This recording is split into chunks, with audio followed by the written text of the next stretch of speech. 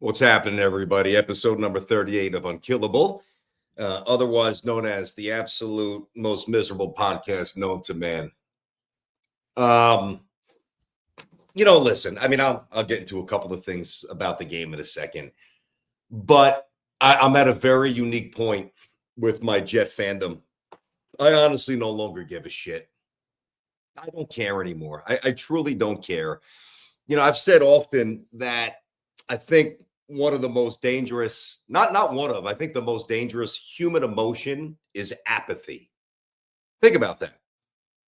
If you're apathetic in a relationship, that means that you generally don't have any interest in trying, which means there is basically no chance for it to improve or to find some sort of common ground or resolution.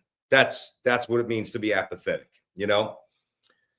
your wife's nagging you about something, or you have you have an issue with your best buddy, any sort of, relationship example.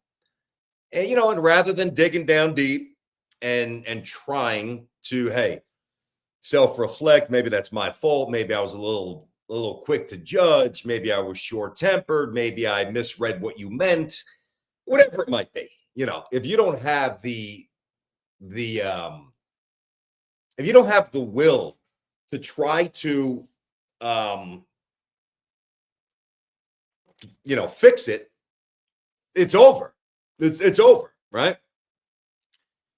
And I really don't think I have a will anymore to follow this absolute horseshit fucking joke of an absolute disaster fucking clown show. I'm done with these fucks. I'm done. I don't care. Why the fuck am I sitting here right now looking into a camera to talk about a team that is just, I said I wasn't even going to yell, but like, why am I here right now with the Yankees on where you guys can't see them? I've got I should be sitting down, locked in, excited, about the Yankees, and all that, even though they looked horrendous yesterday. And instead, I am sitting here, I guess, talking about a team that can't get to the quarterback. They can't force turnovers. They once again get destroyed on penalties. They are awful on third down. They can't hold on to the ball themselves. And when they do put it on the turf, they never recover their own fumbles. It's almost as if this was the 70s or the 80s, I may have thought, or I might think that the mob got their hooks into the Jets and like they're trying to lose on purpose to make money. But because gambling is now legal, I don't think that happens anymore. So I'm going to throw that theory out as to why they suck. But really, why are we going to do this? I do this. I say this every single week. I fire this thing up and I look into the camera, and within the first 4 minutes, you see me lean back in my seat, and I tell you, I literally say the same thing every week. This is how I watch the game, like this. I'll give a couple of these, a couple of those, but really don't care. Really don't care. What's terrifying, too, is that Aaron Glenn told us that they had a great week of practice. Wow. Coach, can you have a worse, more inaccurate read on your football team? That is terrifying. I want to actually read you, because I was so bored during the game, like every one of you, that I just went on a tweet barrage, just firing away, right? Let's see here. Okay. First tweet. Holy shit, our secondary is just awful. Next, and these are like 4 minutes apart. Then I just stopped because I'm like, what are you doing? No sacks. Next tweet. No sacks. No forced turnovers. Pass protection blows. That was actually horrendous today. That was alarmingly bad. I know we're better at run blocking than pass protecting, but wow. And obviously Justin holds on to the ball way too much. Anyway, back to the tweets. Penalties, can't tackle, miss anything, question. Joe Namath tweets, I think this is like right before the game. I think it's about time we win a game. Let's go Jets. And I subtweet Joe. Joe, we love you. We always have. We always will. But we're beyond pitiful. Now I'm looking for other people's tweets to pass my own time. I mean, how pathetic is that? Maybe 5 minutes after that, I really, truly don't even want to watch this game anymore. I'm this close, and I'm serious. Like, I'm this close to doing these post-game pods without even watching the games anymore. The pain and misery is basically gone. I'm getting to a point where I simply no longer care. And Lord knows I'm not alone. Sell the team, which I'm getting back to that in a moment. In soccer, this is a good idea.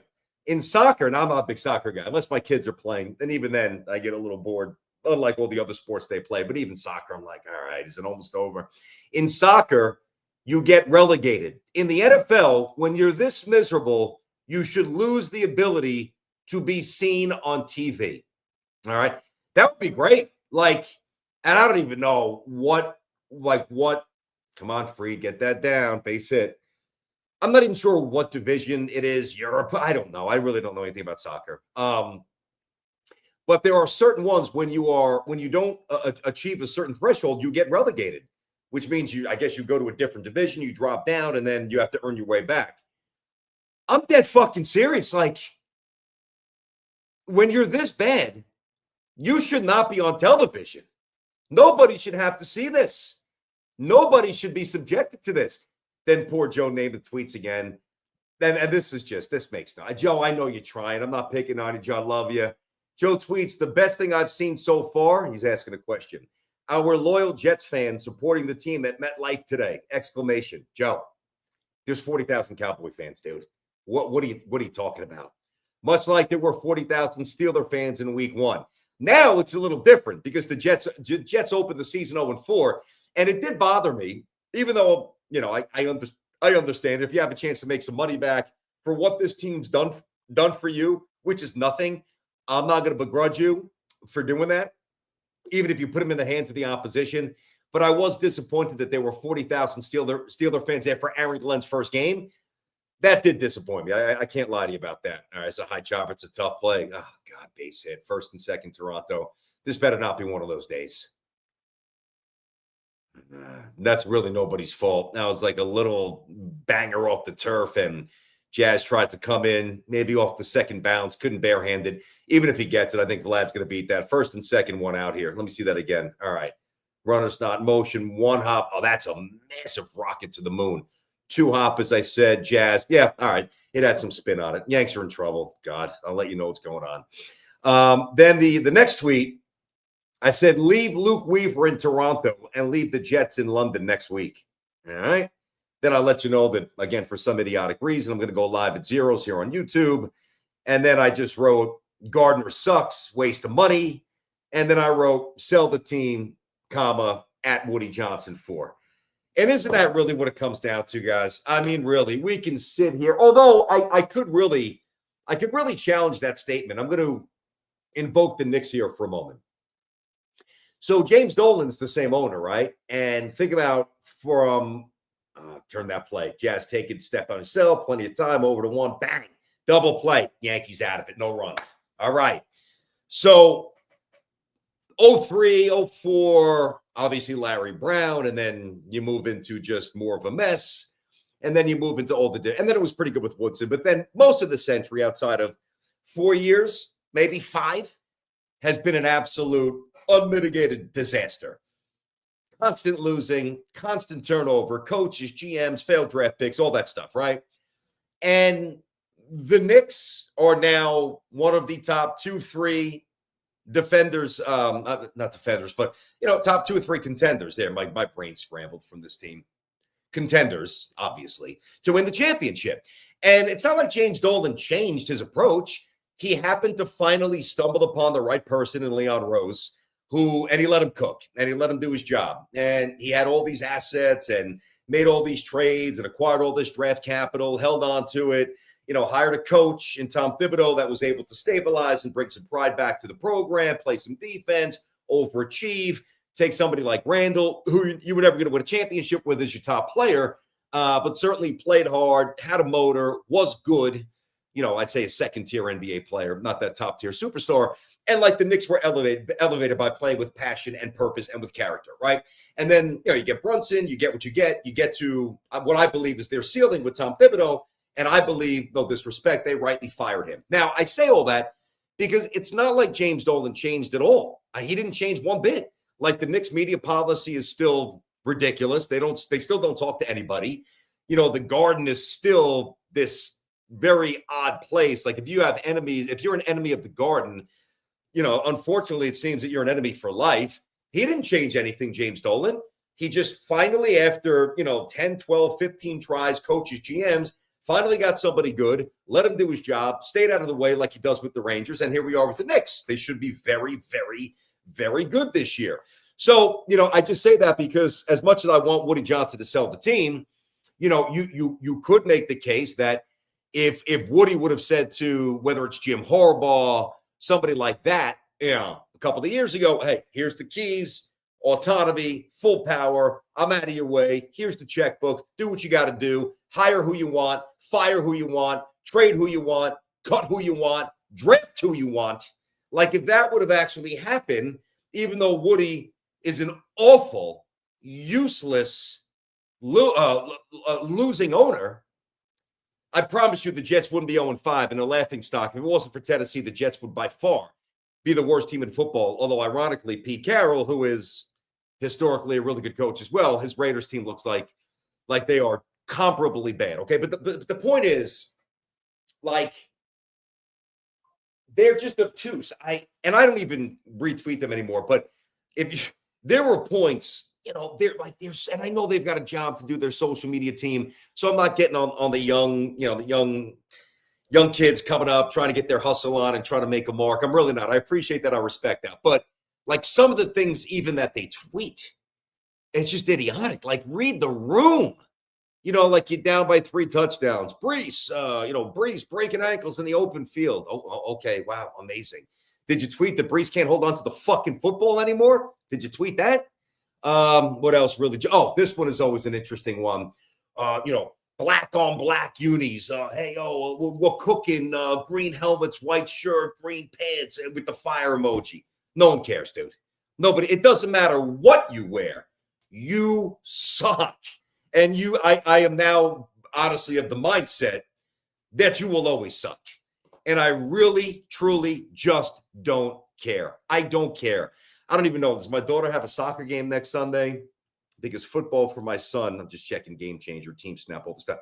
The football's on Saturdays, baseball's, a little fall baseball during the week, and Sunday nights, whatever. If my daughter has I'll be at her game anyway, but if she has an early game on Sunday, I'm not watching one fucking second of this London game.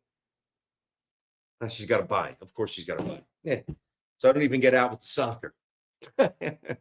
It really is just sad. What does this team do well? Listen, I understood when they signed Justin Fields, and I'm not just going to crush Justin Fields. Stanton's swing just looks broken. 3-2. Was that a changeup? Was that a splitty? I missed it by a mile. I mean, Grisham's Yankees not hitting a lick, even in beating Boston. They're not hitting at all. So the experiment and the test run of Justin Fields, I got it. I got it then, and I still get it to an extent. They got one wide receiver. That's it. Again, the other guys are complete non-entities. Jazz pops up. Yankees looking a little lifeless with the stick so far. Fantastic.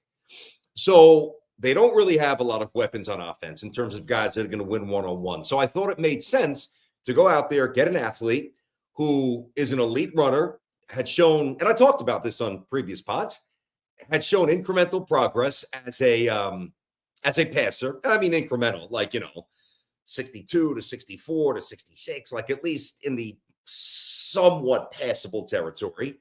The turnovers were going down marginally.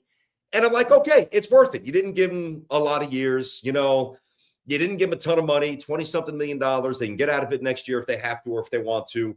And $20-something million now is not a lot of money. You got guys making $40-50 million soon to make more than that. But you watch him try to process stuff. And they said it during the broadcast when I was actually listening. he takes the longest to get rid of the football, which means he's not seeing things fast, and he's, whether it's a progression thing, who the hell, I'd have to look at the all 22 tape for tonight, which I will at some point. Is anybody really open? Probably not, outside of Garrett Wilson. And honestly, with him, probably not even him all the time, because what do you think? He's not double teamed basically every play. So it is just, I mean, we're at the end, dude. Like we're at the end of the rope.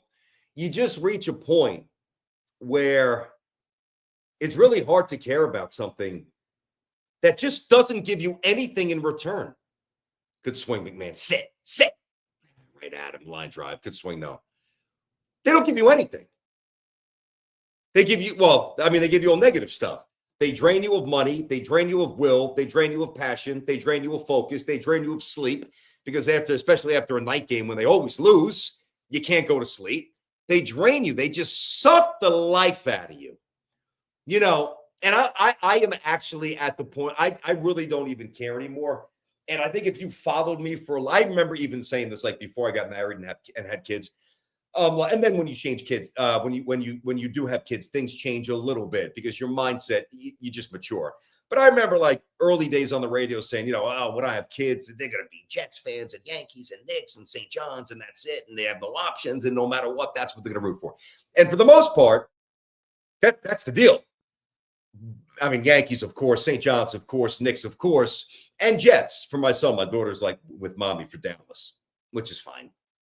Good for her. And I think I said this on the podcast, maybe the radio, but I'm pretty sure I said it last week.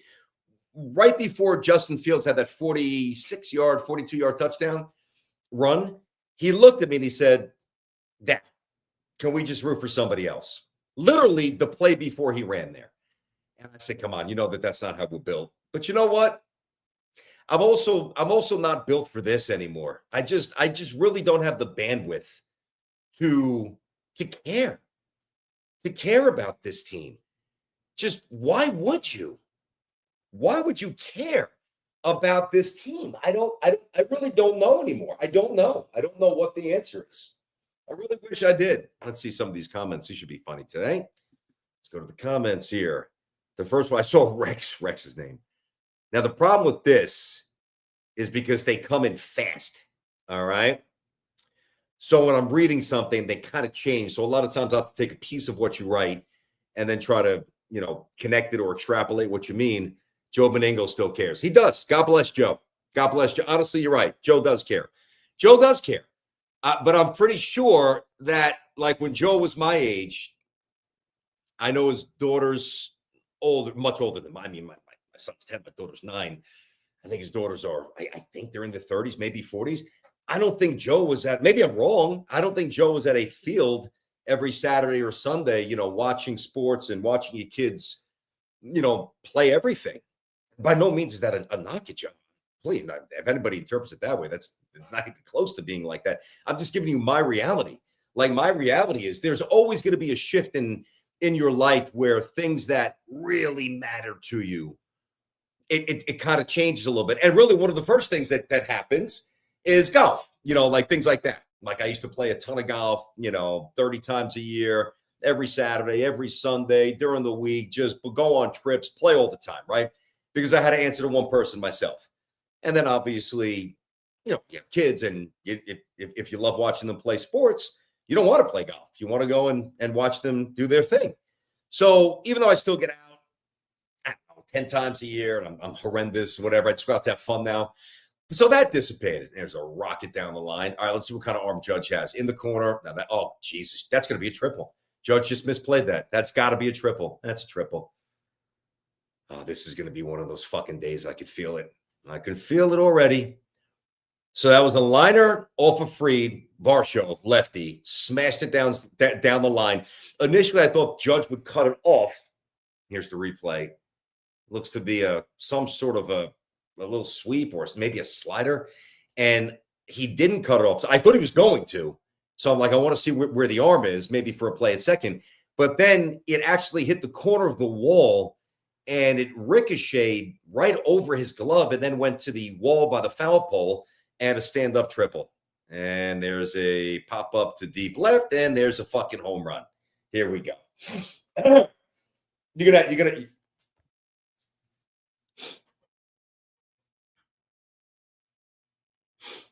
Let me just compose myself here, because I've got to watch what lines I cross. 2-0 Toronto. Was that Clement? Yeah, Ernie Clement. He was out in front of that too. All right, so Fried doesn't have good stuff. Yo, Yankee Bats, you better wake up. You better wake up. Don't give me singles today, Judge. How about hitting a fucking bomb? Can we do that in the postseason?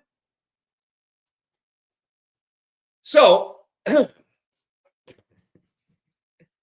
as things start to fade based on the increased things you have to squeeze into one schedule, golf goes away. And then like the trip or the trips, plural, to Atlantic City that I would enjoy with my buddies, 3, 4, 5 times a year. Go play golf, go play blackjack, go out, have a couple drinks, get a nice steak dinner.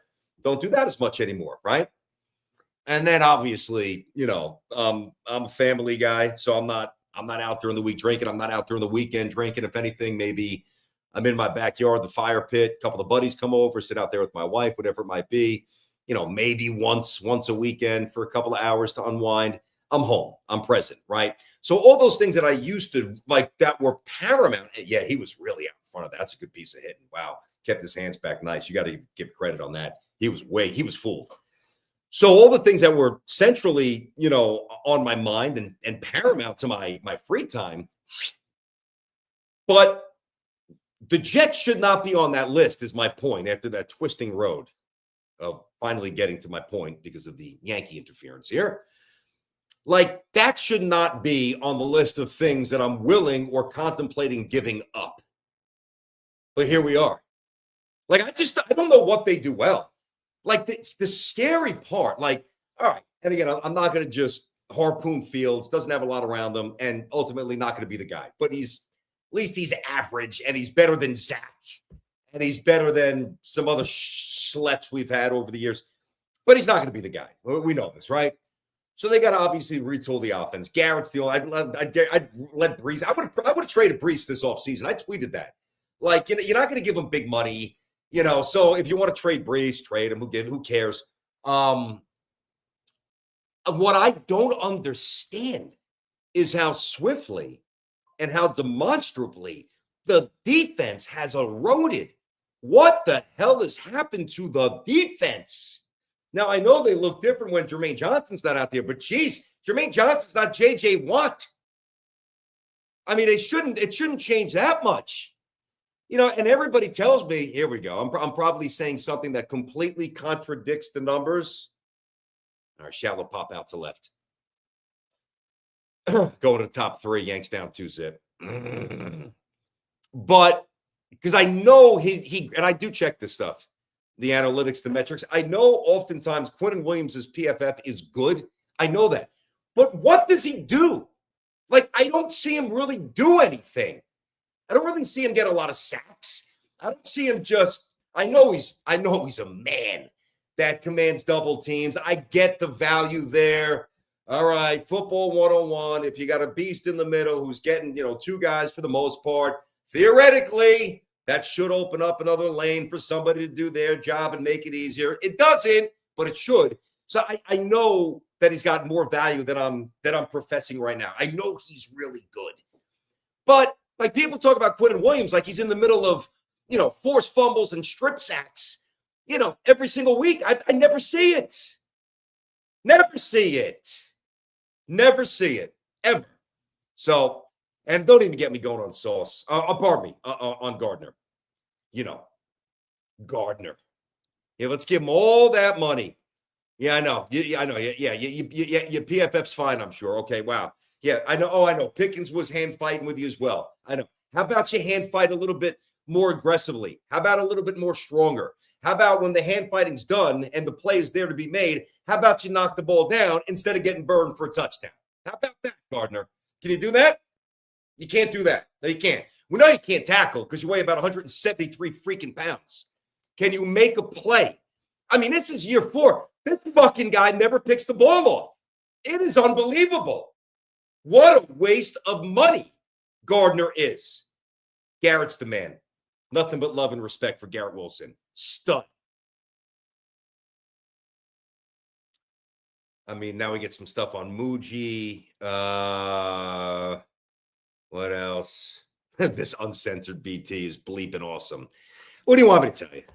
I mean, honestly, guys, I'm just going to call for what it is. I'm like you guys. I'm like you. I really am. I didn't grow up wanting to be a broadcaster. I grew up wanting to be a baseball player. All right. And I always listened to the radio, even up at Marist, I would have it on and I could barely hear it. And like when I was even in my dorm room, like one of my best friends, Rob Still, and one of my old teammates, that's when what we had. I lived off campus one year. I stayed at my ex-girlfriend's house another year a lot. So, but I would make him fall asleep to the fan. And our beds was like a little jail cell. Like my bed was here and his bed was here. Not much there except like Sega, and maybe a few dip cups and an empty pizza box. And I'd fall asleep and he'd say, B-man, that's what he called B-man. Come on, could you shut? No, I got to listen to it. And even when I was at my ex-girlfriend's, no, I got to listen to it. Got to hear it. Got to listen to the fan. So I am like you. I remember one year in college, I had a lot of baseball games during the summer. So, I had to get a job that had some flexibility. And one of my dad's good friends still does, a construction company. So I was up in South Bronx and we were demoing this building. And I was there. It was so much fun. I was there with a jackhammer. I was there with, mallets and just smashing walls down. It was so cathartic. It was actually a lot of fun. So, but I say that because I was able to leave early to go to my games because he's like, yeah, he knew I was a ball player in college. And I remember during my lunch break, I would get an hour and I would go sit in my car and I would listen to Russ and the Schmooze. This is the year that I was working construction. They were on in the middays, right? And I would inhale this like you guys do, putting on the radio, listening to the podcast, checking out social media. Obviously, being a sports fan now is very different than it was back in the day. I used to read the papers from when I was 7 years old, the sports section, 7, 8, 9, then eventually kind of read the whole strike three, Volpe, the whole newspaper. And so I am a fan. Like I had season tickets for a couple of years. I was a lunatic when I used to go to these games. I'm still a lunatic to an extent. But I just don't know how much more I have in me. I'm not going to lie to you, man. They have just sucked the life out of me. Slowly but surely, there's just not a whole lot more to give because they just don't reciprocate. They just don't give us anything. They forget about wins. Most of the time, they don't even give you a competitive 4 quarters, which is, I mean, it's brutal when you lose in the 4th quarter late. But it's a different emotion when, like, you're not even competing like today. Like, all right, they had a couple of cosmetic touchdowns late, whatever. But you're just sitting there and you know that is that another strikeout? This kid looks absolutely filthy. Strikeout Wells. I mean, they're missing the ball by a mile. Man, oh man. And I don't know if I want to root for this team anymore. I'm just being totally forthright with you guys.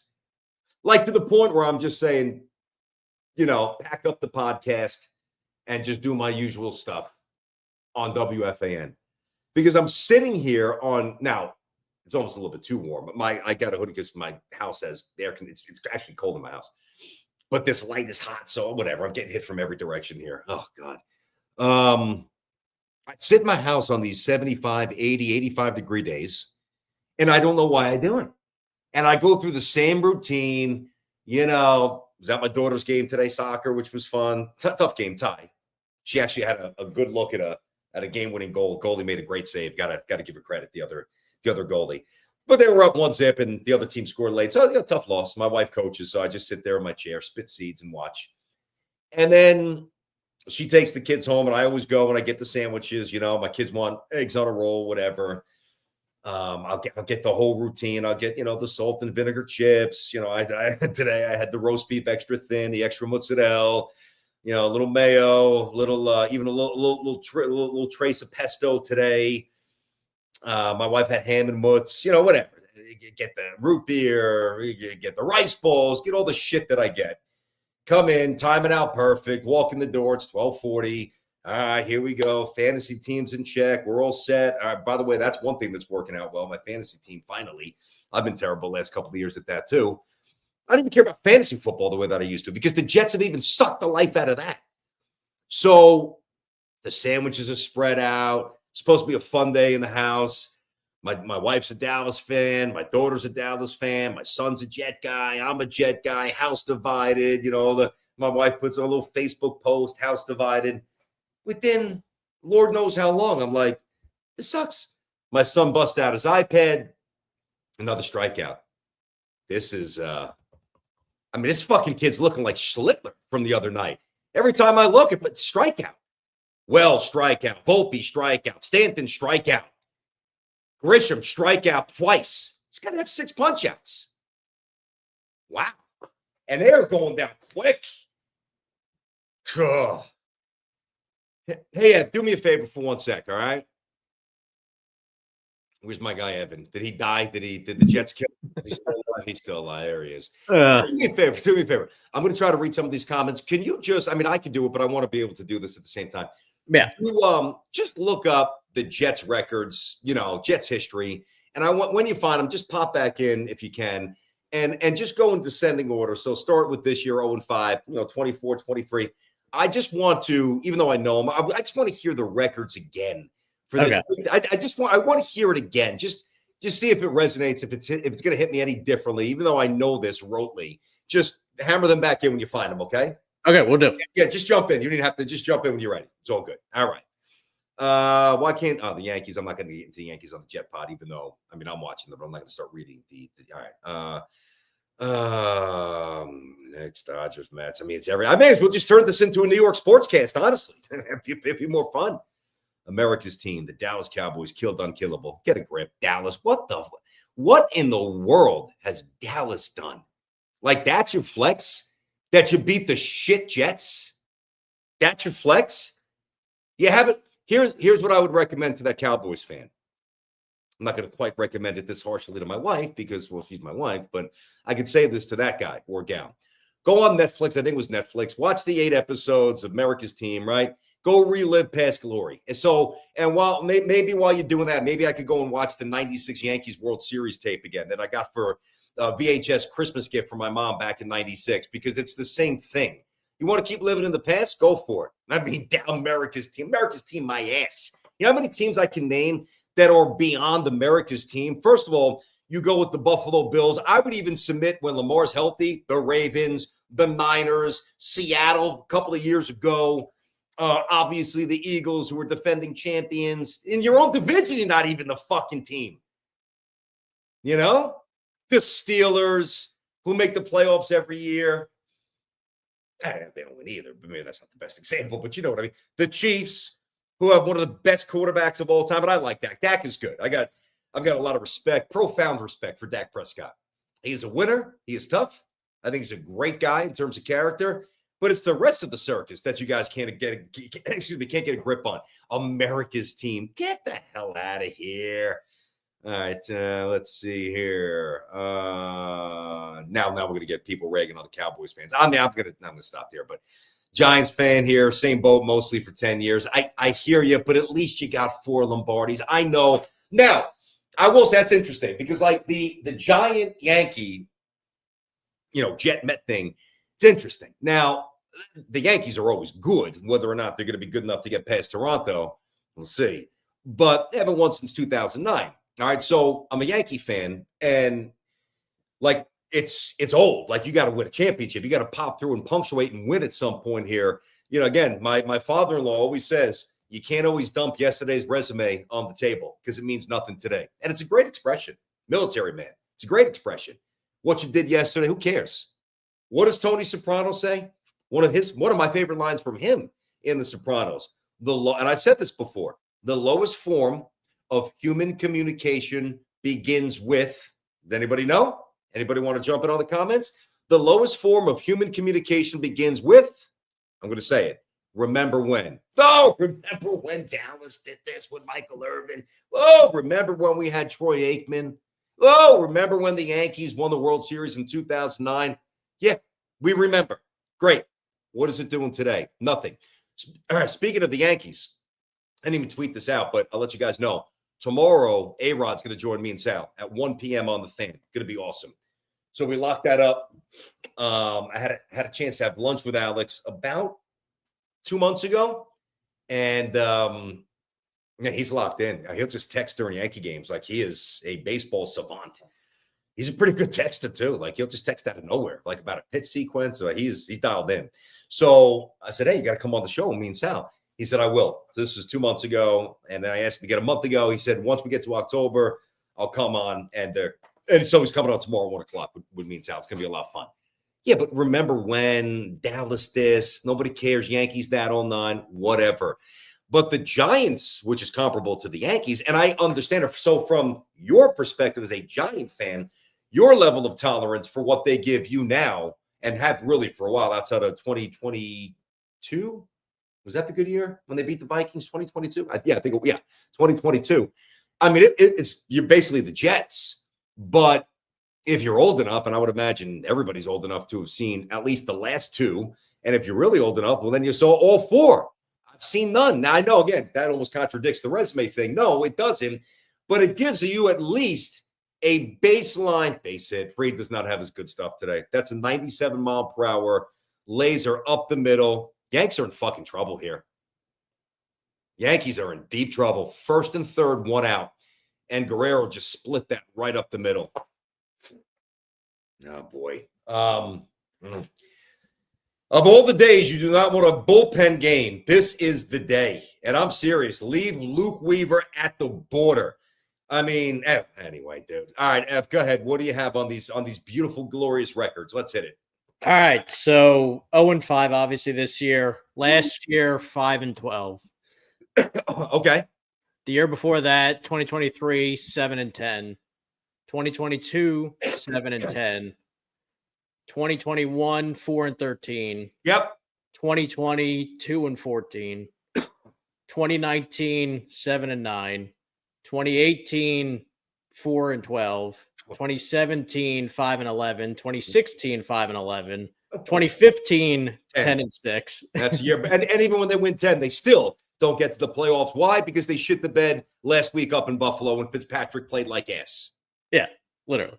Keep going. We got 2014, 4-12. Woo! 2013, 8-8. All right. 2012, 6-10. There, that's more Jets like. There we go. 2011, 8-8. So they split the 8-8 with a 6-10. Yes. And then we got 11-5 in 2010. That was when they lost in the conference finals. No, you can stop. I know from there. I got you. And then we go. I just wanted the thread of awfulness there. That's where the thread of awfulness kind of ends. Although really it's the thread my entire life if you really think about it. Yeah. What else here? I remember when. So a lot of people did get that line there. There you go.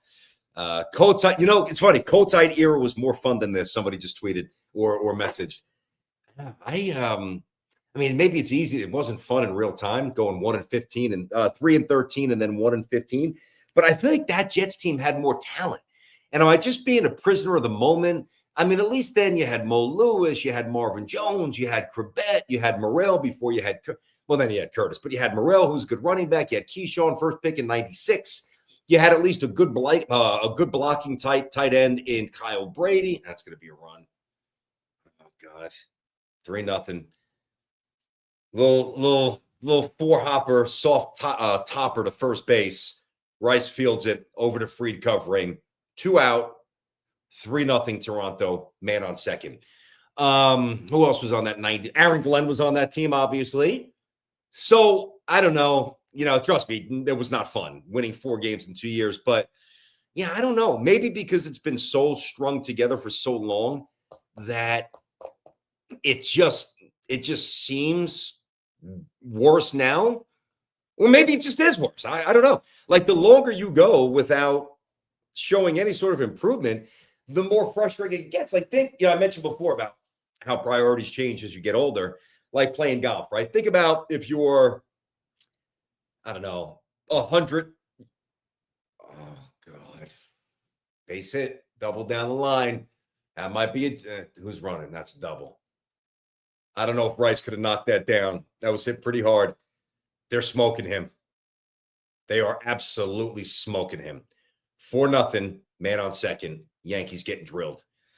So if you're a golfer right? And you shoot like 103, 104, 106, and you just never, he could have maybe knocked that down. Let me see. It's definitely hit. Nah, that ball's by him. I got to be fair. If he's played over a half a foot, he's going to knock it down. I don't think he could have made that from where he was positioned. But if you never show any progress, like if it's constant worm burns and hooks out of bounds and duffs on chips and 4 putts, like at some point, don't you just have to say, like, what am I doing? Like, why am I even going to come out and waste 4 hours? Unless you just want to go out there and get rip roaring drunk or high just to get, I don't know. And some of you do that. Like, I don't, I'm not necessarily looking to do that. I'm not saying I won't have a few pops, have a little bit of fun, but I'm out there to play golf when I do play. But if you're not getting better and you're not out there just to have fun and party, at what point do you say, I'm not going to the course anymore. I'm not going to waste money. I'm not going to buy any of these golf devices or golf aids that aren't making me better, or new clubs or new balls, or look at my swing speed, or go and get lessons, or go to the range and bang balls. Like, if you're not getting better, why are you going to keep going? And like, I'm serious, man. And I'm signing off now because I'm going to go watch this Yankee. Oh, God, Fried is upstairs by a mile. He has nothing. He's got 40 pitches, and he's not even out of the third inning yet. I don't know if I'm going to do this a whole lot longer. I'm not even saying this for like theatrics, like, the diehard Jet fans tapping out. I'm very just close to just saying, hey, I can't breathe. You hurt me. I give up. I can't get out of this move. Ref, dude who's basically killing me. I tap out. I'm done. I give up and just slink out of the ring or the octagon, whatever. Say, you win, uncle. You got me. And really, honestly, just not pay attention to these guys. Another base hit. Wow. He's going to be safe at home, too. This is a disaster. Holy shit.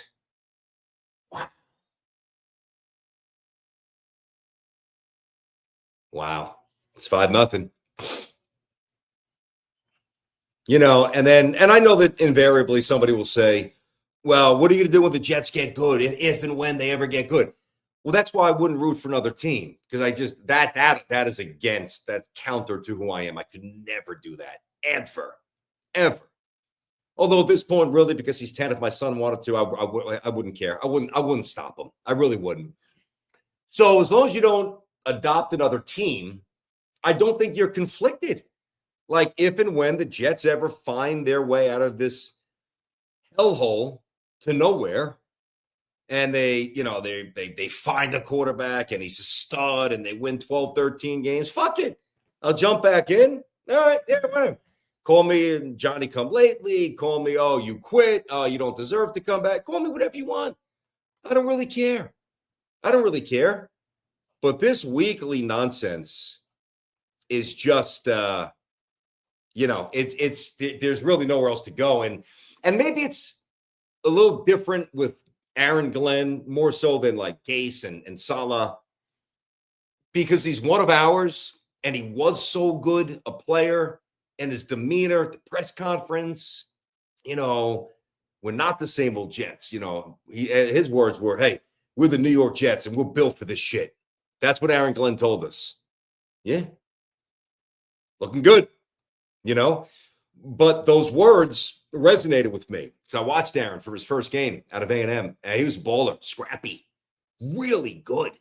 Like, I know this is going to sound nuts, but Aaron Glenn was maybe 2 more good. Like, he wasn't, if you have a Hall of Famer here, like, Aaron Glenn was not that far away. Like, if he was on a team that won and he had maybe 2 more good seasons, you can make the case Aaron Glenn's borderline Hall of Famer, And I just felt like he was coming in with no nonsense attitude and was going to just drill them into a team that looked different and was different, but it's not happening. It's not happening. It's not happening now. It doesn't mean it's not going to happen for him. I'm not even getting into that now, but it's certainly not happening for me. So I'll watch the games if I'm home. Maybe I'll do the podcast. Maybe I won't. I don't know. I got to think about that. I got to see what business commitments I have with this, quite frankly. We'll see. But I do appreciate all you guys. I really do, because we all deserve better. It is just a constant stream of pain and endless torture. And I don't care how resilient we are or how unkillable we are. There you go. I mean, we all have a threshold where it's just like the anger subsides and you just like, yeah, I'm good.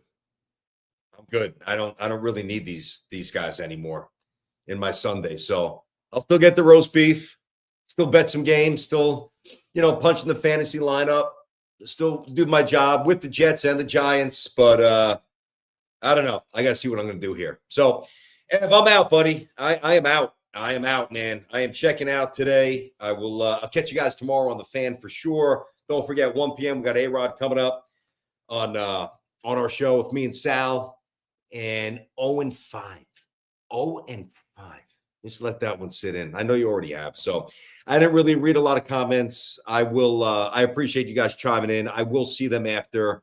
I promise. I mean, people asking about Sanchez, people cutting jokes about Sanchez. I can't get into that stuff. Except to say that I hope he's okay. And apparently he got arrested. So I don't know what happened. We'll find out fully, even though we have some details. But it's just not a good weekend for anything surrounding or attached to the Jets. So I'll catch you on the Fan tomorrow. All right, guys, I appreciate you. I do. All right, spread the word about the pod. Get it out there. Download it. Spotify, Apple. I'll catch you. Bye.